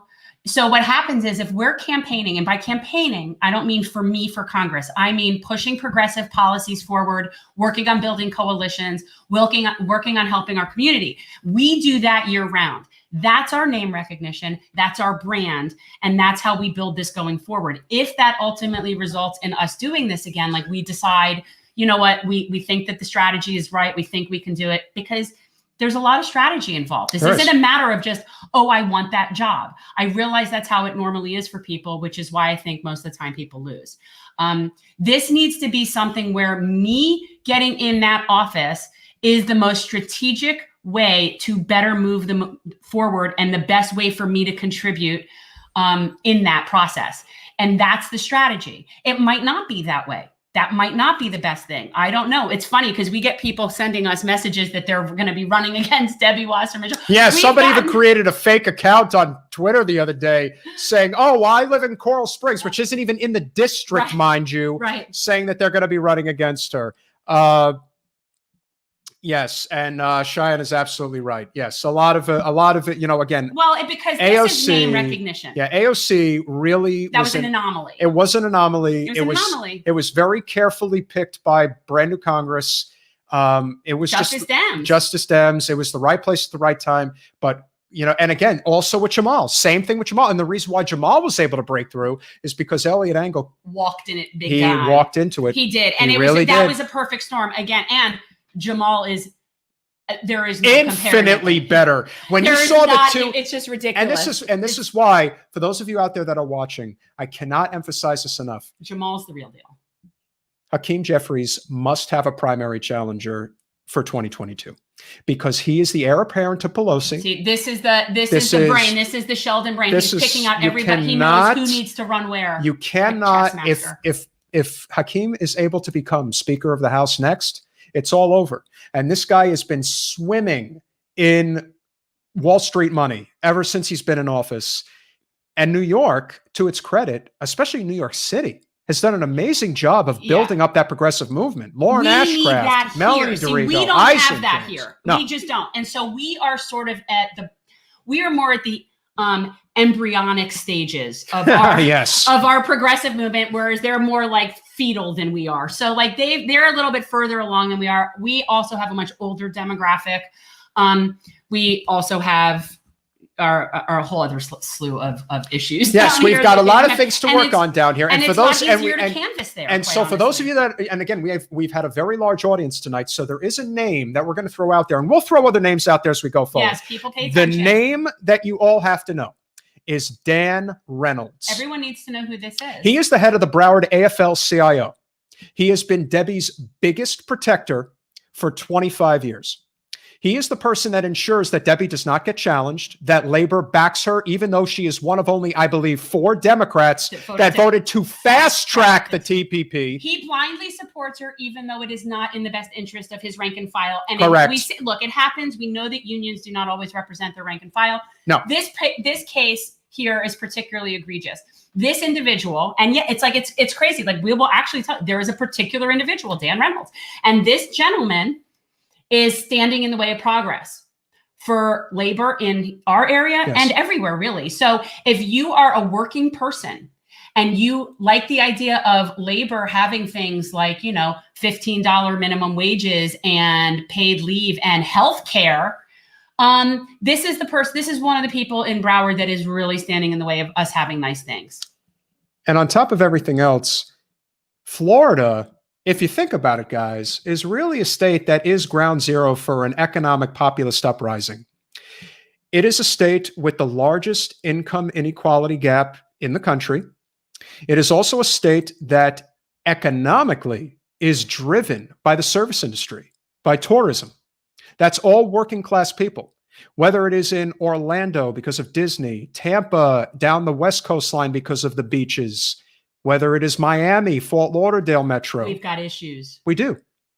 And to have an economic populist uprising, it's very possible. You just have to continue to spread the word. So Shayan, this is an interesting question because I'm not sure what the answer is about that, but I do know that the progressive side and the progressive activists are the only side and the only people that are going to make anything happen. It's not going to happen from anyone else. So yeah, I understand that it's not that blue. I understand Florida is red. The question is, can our blue be more powerful, more strong, stand up and bring over the people that are the red because of economic populism? Correct. We need to be the ones all the way on the left to almost wrap around to the other side of the circle. And I always say that this is a circle, it's not a line.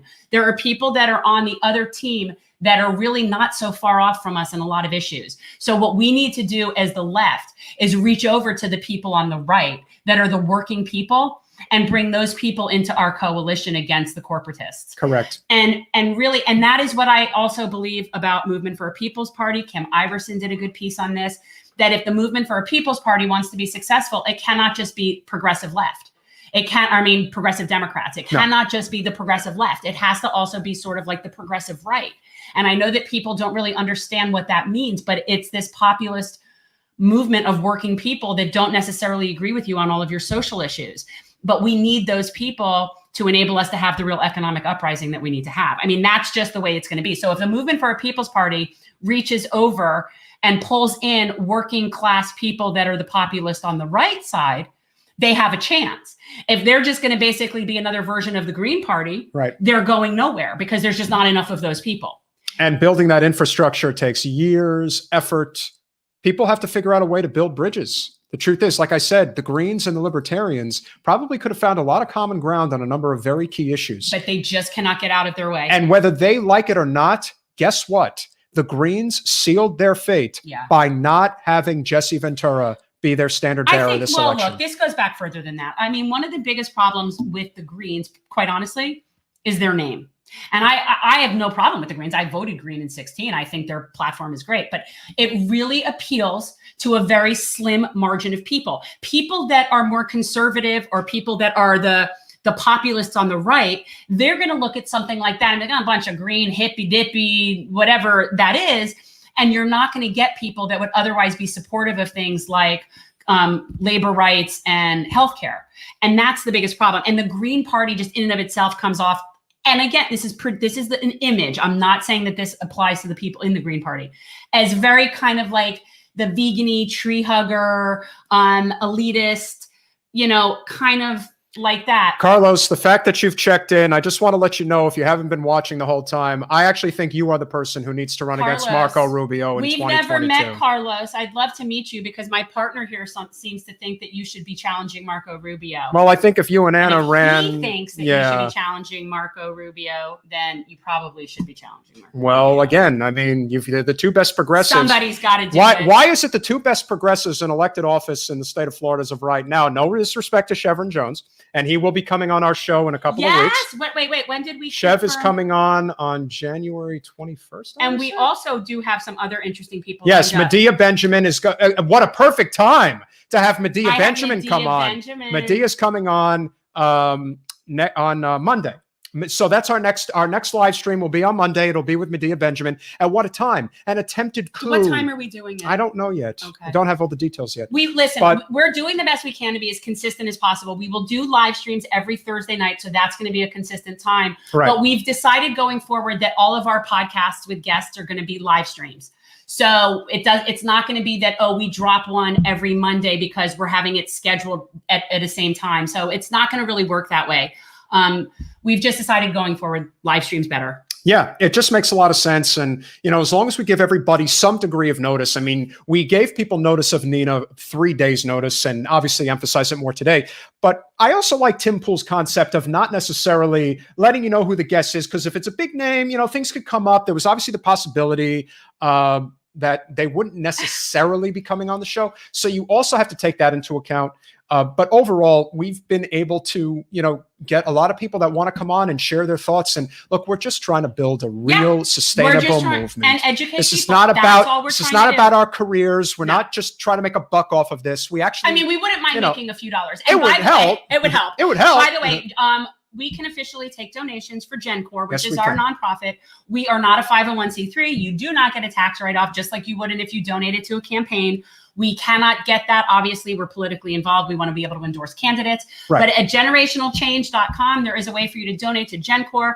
Right now, we're really working on beefing up our local volunteer efforts and our podcast. Really, our goal is to transform politics into service. That's what we're trying to do. That's our mission, is to get all campaigns, the paradigm to shift so that campaigns are running to, as a public service. When you're, for sure, congressional campaigns. But yeah, campaigns should be part of the process. They should be part of the service of bringing people into the fold. And to let you guys know, again, even at the local level, I understand there is this desire to want to just start a new party because people are frustrated with the Democratic Party. I can assure you that there are ways to take this over. You just have to know where to look and where to go. For example, we're in a situation where even our local Broward DEC, we have so many open committee seats, committee precinct people that can fill so many open spots that can have a real impact on being able to bring new voices to the table. That is vital to making this change. And so there has to be, as Jen has suggested, an inside-outside strategy, as Nina has emphasized, an inside-outside strategy. You cannot be looking for reasons not to build bridges. You have to be looking for reasons to build them. Yes. To say, what can we do to bring everybody together? That is essential as anything. Okay, I'm going to share the design with people because we're getting, guys. So we are getting wrong. How is that wrong? Never. Oh, okay. I'm sorry, because I saw awesome customer. Oh, yeah, no, you're right. That's what it is. You're right. Okay. Sometimes you're right. Okay, guys. So sometimes this is the jersey. These are our jerseys for Generational Change. Hope you like them. Hope you like them. Basically, see the front of Peter's shirt. These are our GenCore shirts. So they say, "Here comes the sun," and on the back, these are our GenCore volunteer shirts. So it says GenCore on the back. These are going to be very handsome. And then these are jerseys. I had this vision in my head. I really wanted like a vintage jersey. Ironically, I'm probably going to cut the sleeves off of mine so you'll only see the purple at the shoulders. But I think they're really, Carlos, your office is calling me back. Why are you putting up their little thing? Because I think it's important. That's all. I'll put it up in a minute. So anyways, guys, these are going to be available soon, and you'll be able to purchase them on our website, and we're going to see how it goes. And right now, careful. What's going on? What's going on? Did I lose my mic? No. No, I mean, am I still? I think I might be dead. I think Lou unplugged it. Okay, well, I'm not, and I'm still here, and I can talk. I don't know. I think that. Well, Lou got a little excited. What is happening there? But I don't know where it got unplugged. We can only keep the dog under control for so long. Yeah, we have a dog. We're having a dog situation, so hopefully my microphone is still working. I think it is. No, is it working? Can you people hear me when I talk into my Can you hear Jen? Is she talking? Jen's fine. Okay, Jen's mic is fine. So that wasn't what she unplugged. Okay. So anyway, guys, this is going to be our shirt. They're coming in. I can't wait till we can see them actually in person. I think they're going to be really cool. But yeah. Okay, the mic's good. All right, we're good. I just want to put the message out there. Like I said, the two best progressives that we have in the state of Florida. Is Carlos still with us? He may be, but I hope he sees this message from Mallory. Carlos and Anna are lucky enough to be in the same part of the state, the Orlando metro area. And they have done phenomenal work. Anna has actually helped me, her team personally, with because these are public benefits. Servants. Yeah, because they actually understand that you're here to serve the people. That's the thing. And so, Mallory, I'm really glad to hear that Carlos was able to help you. I think that, that, and again, this is something that I hate to say it like this, but really that's their job. Yeah. That's their job. And look, it takes a while for people to really understand. Yeah, there's always going to be people on the left that are not going to necessarily be palatable, if you will, to some people in the middle on the right. What happened to his seat? What happened with that? Carlos. He's in the state house. He's in there now, but didn't he ran for Congress though? No, he didn't. Didn't he run for something? No. Okay, then I don't know what I'm thinking. I'm thinking of somebody else then. Yeah. Somebody else. Well, we need to meet him. Can we have Carlos come on our show? We'd love to have him on. Carlos, if you're watching, we'd love to have you on the live stream. We really appreciate all the hard work you're doing up there. And if you are looking for the next step, I think you would definitely make a very formidable opponent to Rubio. I think you would definitely make a really great tandem with Anna, because I do think Anna is the best option against DeSantis for a number of reasons. And so right now, you want to say we're still in kind of like the incubation stage, like we're still kind of growing, if you will, as a movement in a lot of ways. I mean, you mean here, like us particularly? Well, I would say definitely in Florida. There's no question about that. We're working it. We're doing the best we can down here. We definitely, No, I think we're definitely. So anybody local, if you guys want to help out with GenCorp, please go onto the website and sign up. We do have a new volunteer coordinator, Melissa, who I believe was on here earlier. Yes. Yes. She might still be here. And we need to start getting people into our system. We are starting to formally be doing with Probation Station our motions to terminate or early termination of probation. And we're going to start having people on our volunteer roster. And we have a new volunteer program that we can use. So anybody local, please sign up. Oh, there's Melissa. She's there. Okay. Shoot her a message. Melissa, thank you so much for everything you've done so far. You've just been an amazing teammate. We're so grateful to have you. And now we have our volunteer program. And so if you're local and you want to come out and help us, and you get a GenCorp t-shirt, which they're really cool. Come on. They're really they're really cool. They're really incredible. They're totally beautiful. Really appreciate it. You really made a really, really, really great shirt. Tremendous shirt. I know. Totally fantastic. And he was really kind of poo-pooing my idea of putting the "Here Comes the Sun" on the front. His idea of the t-shirt was just putting the logo on the t-shirt. I never poo-pooed an idea before in my life. No, you're not telling the truth. It's totally fake news. Believe me when I tell you. You're totally telling.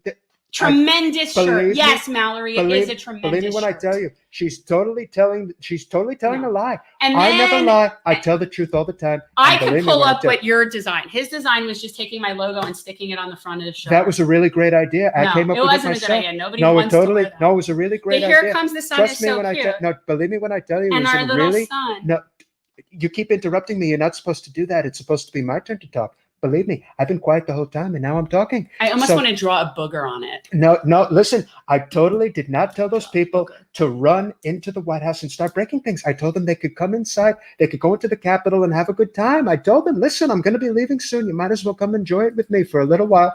Really incredible people. I totally told them not to break anything. When they started breaking things, I told them, stop. it's time to go. You have to leave. And they left.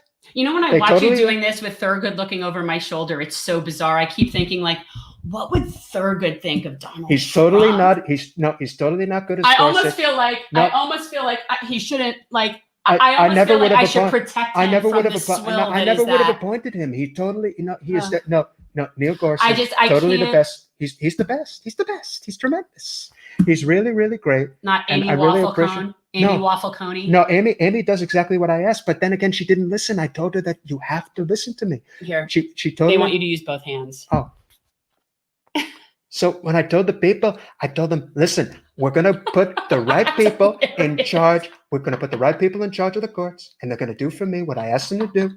But then all of a sudden, they stopped listening to me. Even Mike stopped listening. Can you believe it? Mike, totally terrible person now. And I'm totally not pardoning him because he's in a lot of trouble. Mike, a lot of trouble. Totally a lot of trouble. And we're totally going to make sure that he's going to get the guillotine. Did you see that beautiful? Did you see the They're news? building it in front They of. built the news. They built the news. They were going to hang people up. I told them, listen, you're not supposed to do it on camera. You do it when no one's looking. But now I don't know what's going to happen. They're taking all my power away. I'm not even allowed to tweet. Can you believe that? Yes, They're totally- it's good. no, That's they're what it. no, Look, and I am not a censorship supporter, but I got to tell you, I'm not. the Again, not stories losing of sleep me over losing them. my mind is not true. I'm totally sane. No, sane. I'm definitely sane, right? That's the right word. I think you're highly I'm medicated. No, I'm definitely not medicated. I only take a little bit. I only drink 12 Diet Cokes now a day. That's totally not medication. It's totally normal. That's exactly the amount that you're supposed to take. That's what my doctor prescribes for me. It makes complete sense. Gotta stop. So I am going to really have a tremendous, incredible time after I'm out of the White House. We're going to start Trump TV. We're going to make a lot of money. And you know where I'm coming, Jen? Do you know where I'm coming? Does everybody know where I'm coming? Come down I'm here. coming to Florida. Coming down We're here. coming to Florida. We're Mar-a-Lago. taking over Florida. We're totally making it our state. And who knows? Maybe I run for Senate. You never know. I might not be done. I might want to go back. Hey, it's too much fun. Maybe I'll run for governor. What do you think? You think that would be a good idea? I'm going to have Ivanka run. I'm going to have her run. I think she would make a tremendous, incredible representative. I really think she's going to do a great job. Tremendous job. So you haven't heard the last of me. And maybe 2 weeks away. But you're going to have to deal with me for a very, very long time. Believe me when I tell you. I've been Trump's looking not at going that away. douche since the 80s. I'm not going away. I'm not going anywhere. You're going to have to continue to deal with me. It's really incredible.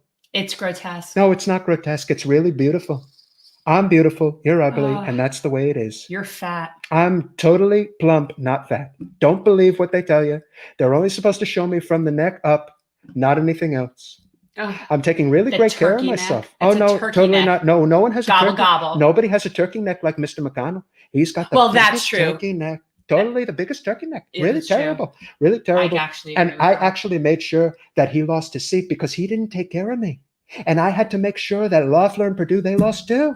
I know I'm the kiss of death now, but All right. secretly, I was just trying to help the Democrats. All right. I really was. I'm wrapping it up. So we have to go soon, but it was really great to see all of you. I'll be back soon. Trust me, I'm not going anywhere. Can you Goodbye. please stop? He can't help himself. I definitely think that we have to get rid of that man. He definitely does not deserve to be the president of the United States. I gave you your Bernie mask. It's just the Bernie mask. Okay, guys, the Bernie mask is really creepy. I don't like the Bernie mask. No, I don't like. And first of all, he looks like bug-eyed. Like, I don't understand why it looks so bad. Oh, I don't. And it makes it look like he's Listen, got horrible teeth. No, I do. Listen. My teeth are not really that good. I unfortunately was born in the 1940s, and I did not have the best dental. I didn't have universal health care. So what did you expect? I was a poor kid from Brooklyn. Okay, so I did the best I could, and I'm working to make sure that people have nice teeth going forward. Because you cannot have universal health care unless you have dental, vision. You got to have everything. There's no point. Do you see how deranged he looks? Like, look at the eyes. He doesn't look right. He looks just not right. I'm really glad you had Nina on the podcast. Although I it think really she did does a look funny to watch him in the t-shirt. Nina did an incredible job. She really did. Nina's the I best. mean, Nina, she was my campaign co-chair. She worked very hard for me on the stump. She did a really great job of exciting the people. I can't. And I have no doubt she is going to make it an exceptionally good Congresswoman. I want to eat. I cannot wait to have her in the halls of Congress with me. But one more person has to come and say hello. Yeah, you're right. It does. It looks like Larry David playing Bernie. Okay, he's got to do his last one. And honestly, I forget how I feel about this mask. Oh, because I hate that mask. Because this mask looks like it's like almost like a cross between Nixon. You know, I really like that Nina, and I really can't wait for her to get to Congress. She's quite a charming lady. And believe me, I like this lady over here too. Oh, for God's sake. So you got to help her get to Congress because Slick Willie's feeling all kinds of lonely. And I can only put up with Hillary for so much longer.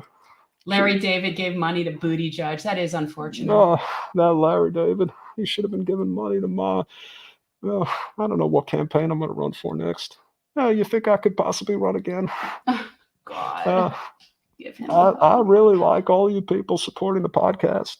I hope you'll turn in. Yeah, so guys, if you haven't, sure please, like, I'm sure by now everybody subscribe to Generational Change. Maybe make a donation. And when you guys go on YouTube and you are going to click and watch one of our amazing videos that we've worked so hard on, make sure that you let them play, even if you can't sit there the whole time. We need watch hours, guys. So we're really trying to get up there, get monetized, you're all really wonderful people, and I'm very grateful for your support for this wonderful channel. The more you build Jen's name, the more likely we're going to kick that piece of shit Debbie Wasserman Schultz out of Congress. I never liked her. I really the one didn't. who was like just been up your wife's butt. No, for she the past, totally, like, 10 she years, totally screwed it up for Hillary. She totally screwed it up. You think it was her, not Hillary? Oh, she totally did. I don't know. That's what I was told. Well, she because your wife is probably hanging her out to dry. Well, Hillary doesn't take any blame for anything, so she had to put it on someone else. And, I guess. Debbie's an easy target. Yeah. Well, we could certainly do a lot better than her. As long as I don't get Arkansas-sided. Oh, well, I can't speak to that. Yeah, that's so not my territory. That's a Hillary thing, right? We don't want to get Arkansas-sided. No, there's no such thing. I don't know what people have been telling you. I know what happened. That's what happened to Jeffrey Epstein. Jeffrey Epstein got Arkansas. Oh, we're not gonna be talking about that guy anymore. And as far as whether or not I went to his island, Rich, was that Arkansas? I think Seth Rich got Arkansas. Oh, well, we don't talk about him either. And I didn't exactly go to his island. I mean, I went to an island with a bunch of lovely ladies, but it wasn't the one that Epstein was talking about. And so, of course, I always end up getting in lots of trouble. Can this be a recurring segment? Well, I don't know. Look, he's got a few good bits. All right. We have a few masks, but yeah, I mean, he generally does the Trump one because I think Priyanka, it's the most... Oh, she looks like a lovely lady. I'd like to get to know her a little bit better myself. I'm sure you would. Well, you know, that green hair, I can get along with just about anything these days. I don't have high standards like I used to. Yeah, see, that's what I was saying, Mallory. Yeah, Bill. Oh, I don't know anything about. I mean, I like. You're on the Manifest. Hey, listen, I like Lolitas, but I was never on any Lolita Express. At least that's what I told my lawyer to tell the judge. Okay, we've got to. You see, the beauty of Peter is he makes sure that he feeds himself before the show starts, and I haven't eaten. I made sure to eat. At least a little bit of food, but we do have to go. I'm glad you guys like the impressions. I'll think of some more to give. I don't know. You got to work on his jet. Don't do it because it's not good. Your Jesse Ventura is not great.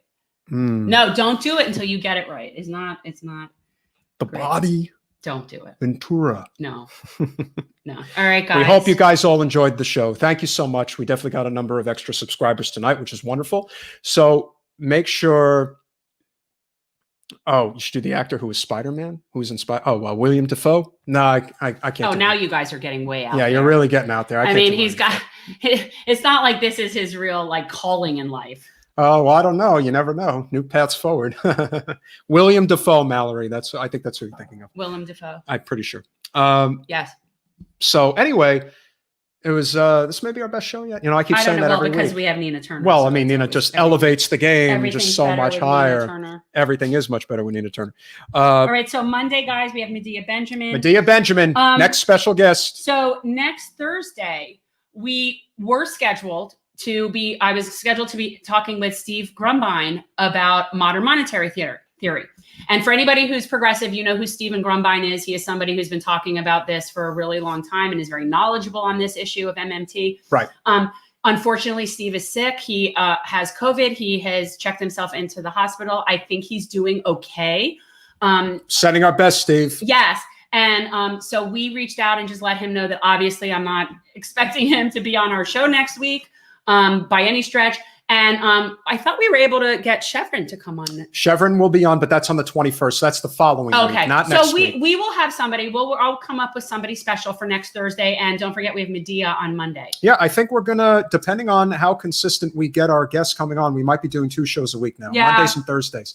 Isn't that wonderful? You get to hang out with us. But the reality is that there are certain people that I just really want to talk to, and I'll do it whenever it's convenient for them. So if Oliver Stone wants to come on and chat with me, and he can do it on like a Wednesday at 11, I'm doing it at Wednesday at 11. Oh, yes. Also, Max Blumenthal will be coming on at some point next week, hopefully.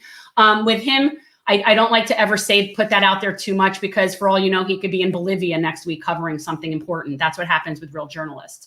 They actually go where there are stories. Yes. So yes, but Max Blumenthal will be joining us at some point soon.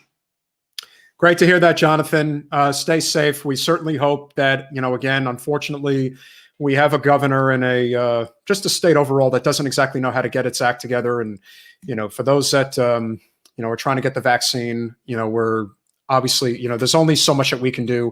But the fact that we have great representatives in the state like Anna Escamani and Carlos Guillermo Smith, they are working on our behalf. Chevron Jones, they are working on our behalf to make sure that we are able to get the vaccines to the people who need it the most. And, obviously, thank you to everyone who tuned in tonight. It's been a really great show. We're obviously really excited about where this is going. For those of you who are local and want to get involved with GenCore. I believe that I'm actually verifying it now, but I'm pretty sure that I'll be in the garden tomorrow morning. Yes. I'm calling it Farden Fridays, or Fridays at the Farden. I know that doesn't. I know it's weird, but it's somewhere. The Farden is somewhere between a garden and a farm, and so I'm calling it the Farden. So Fridays at the Farden. Yeah, well, absolutely, Jonathan. And thank you for being an EMT. Yeah. One of them, again, anybody who works, is a nurse, EMT, frontline workers, teachers, the most underappreciated. First of all, let me clarify. Teachers shouldn't be that. No. Okay. That's a mistake. EMTs are frontline people. They take that chance. They go in that. They are the priority to get this thing. Teachers should not be in that position. I'm going to leave you guys with this thought. Last thing of the night. Do not forget how much different this country would be and what position we'd be in right now, and how many lives would have been saved if we had Medicare for all and UBI. Yep. Good night, all. Bye. Peace out.